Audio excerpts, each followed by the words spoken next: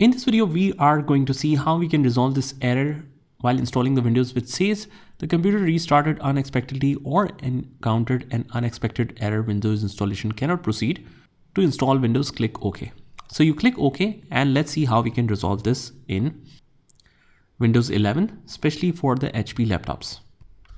Now what we will do is, first of all, just hold the Shift key and press F10, and in some laptops you need to hold the Shift key with the function key and then press F10. And what this will do is this will open up the command prompt.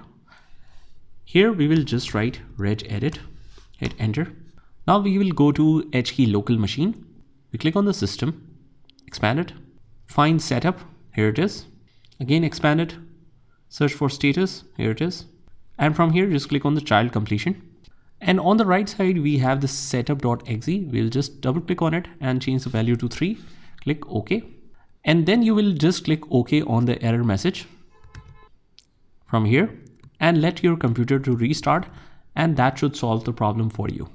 I hope you found this video helpful, and if you did, hit the like button and subscribe to our channel, and I will see you in the next one.